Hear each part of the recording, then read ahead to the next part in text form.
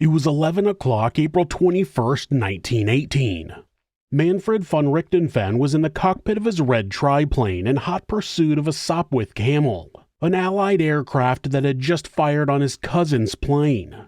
Manfred would have none of that, and he was determined to catch the Allied plane at all costs.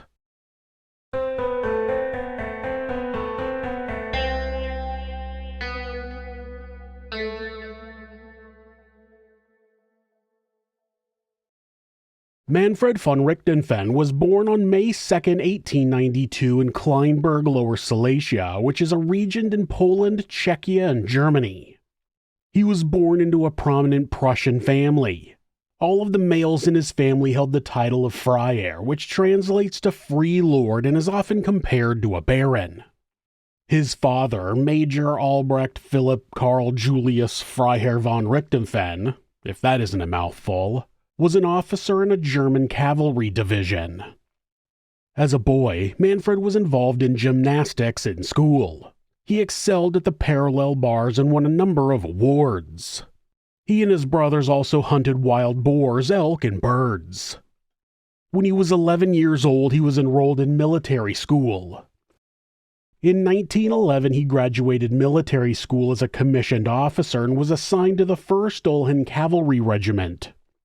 At the beginning of World War I, his unit saw action on both the Western and Eastern fronts as cavalry reconnaissance. Manfred received the Iron Cross for courage under fire. Eventually, after trench warfare made the cavalry unit outdated, they became runners for field phone operators and supply refills.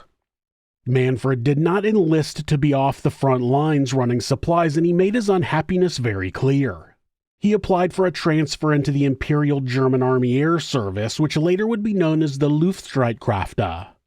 It's said that he wrote in his application for transfer, quote, "I have not gone to war in order to collect cheese and eggs."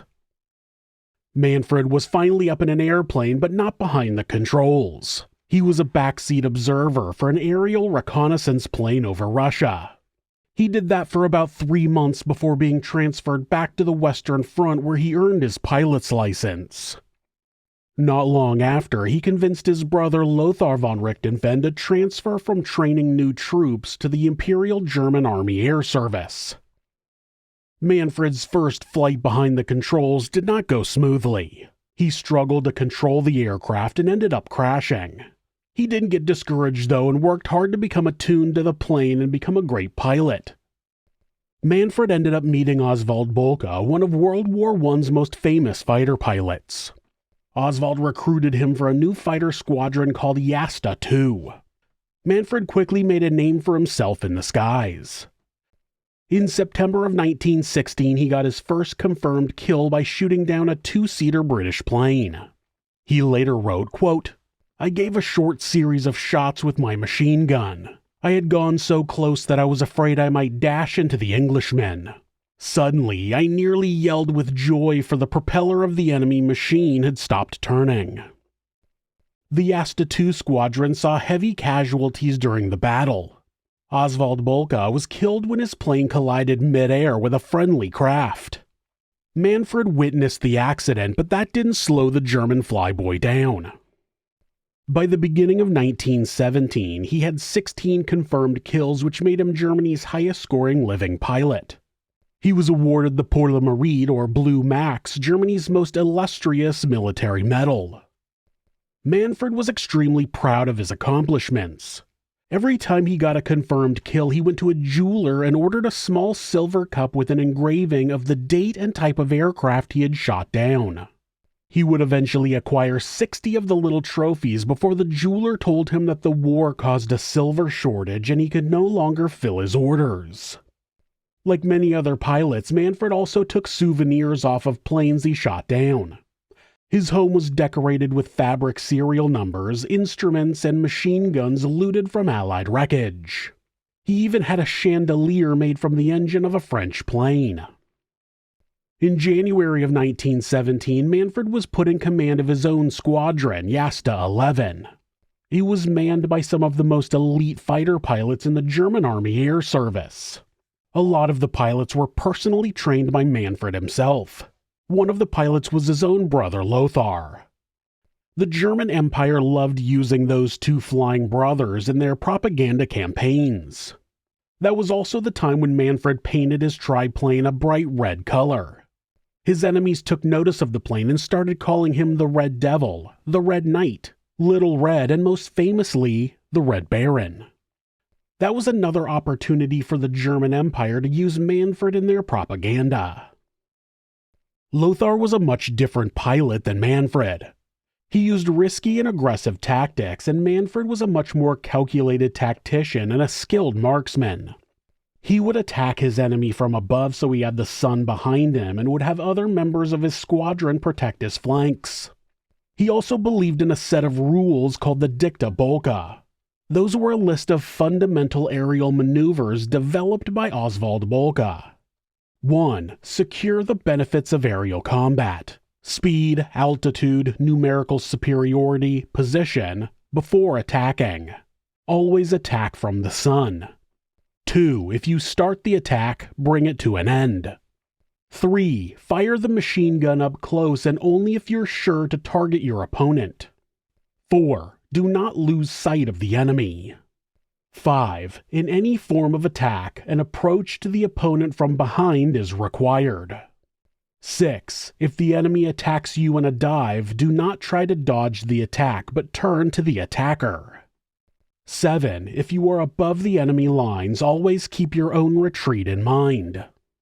8. For squadrons, in principle attack only in groups of 4 to 6. If the fight breaks up into noisy single battles, make sure that not many comrades pounce on an opponent. Manfred himself would tell his pilots to fight by this basic rule. Aim for the man and don't miss him. If you're fighting a two-seater, get the observer first. Until you have silenced the gun, don't bother about the pilot. His skill and leadership brought his squadron to unimaginable kill counts. April of 1917 became known as Bloody April due to the fact that Yasta 11 shot down 89 British planes during the Battle of Arras. The Baron himself accounted for 21 of those, including 4 in one day. Soon after, Manfred was promoted to command a new 4-squadron fighter wing called Jagdgeschwader 1. That new fighter wing consisted of Yasta 4, 6, 10, and 11. They were meant to be more mobile and could move on shorter notice to various parts of the front as required. Since the pilots flying under Manfred took to painting different parts of their planes bright colors, paired with the fact that the 4 squadrons traveled with tents, trains, and caravans, the fighter wing became known as the Flying Circus. The Red Baron had an amazing year in the skies over World War I, but his luck was starting to run out. In July of 1917, as he flew his Fokker DR-1 in a dogfight over France, he was hit by enemy fire. The bullet grazed his head and fractured his skull, which caused him to be temporarily blind and paralyzed. Fortunately, he regained his senses in time to pull his plane out of a spin and landed in friendly territory. He needed multiple operations to remove bone splinters from the area. He went back into service 2.5 weeks later against doctor's orders. A little over a month later, Manfred went on convalescence leave due to the lasting damage of the injury. He would have frequent headaches and suffer from post-flight nausea and vomit after flights. During his convalescent leave, Manfred authored an autobiography. It was titled Der Rote Kampfflieger, which translates to the Red Battle Flyer. He was heavily censored at the time, but its 1933 reissue painted a much more accurate portrayal of von Richthofen. He wrote, quote, "I am in wretched spirits after every aerial combat. I believe that the war is not as the people at home imagined it, with a hurrah and a roar. It is very serious, very grim." That was something the German Empire would never print during the war. By 1918, the Red Baron had become so feared that the German Empire worried that his death would lower troop morale, so they tried to reassign him to a ground job. He refused, saying, quote, "Every poor fellow in the trenches must do his duty." He explained that he would therefore continue to fly in combat. On April 21, 1918, the Red Baron was flying in an aerial battle over Wasser-Somme, France. A Canadian pilot flying with the Royal Air Force fired on a German plane piloted by Manfred's cousin, Wolfram von Richthofen. Manfred immediately fired upon his cousin's attacker, causing him to pull away and saving Wolfram's life. He then began pursuing the Canadian pilot in retribution for firing on his family. There are many theories on what may have contributed to the death of the mighty Red Baron. Some say his previous head injury played a part.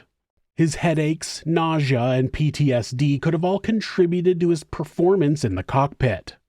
He was normally so calculated during his attacks, always following the dicta polka. That time, though, he took an uncalculated risk in order to exact revenge on a single pilot. In 1999, a German medical researcher, Henning Almers, published an article in the British medical journal The Lancet, suggesting it was likely that brain damage from the head wound Manfred suffered in July of 1917 that played a major role in the decision he made leading up to his death. Another Canadian pilot swooped in to offer support for his fellow fighter, but he missed the bright red triplane. Manfred dodged the attack and continued his pursuit of his cousin's attacker. It was during that pursuit that he flew over a series of Allied infantry emplacements. As soon as the infantrymen spotted the red plane, they unleashed a hail of machine gun fire at who they believed to be the most dangerous man in the skies. Manfred was struck by a bullet in his torso. The bullet entered near his right armpit and exited near his left nipple, damaging his lungs and heart. It would have been a relatively quick death, but not so quick that Manfred wasn't able to bring his plane down in a controlled yet rough landing. Many men claimed to be the first to reach the downed plane and that his final word was kaput, but there's no evidence to back that up.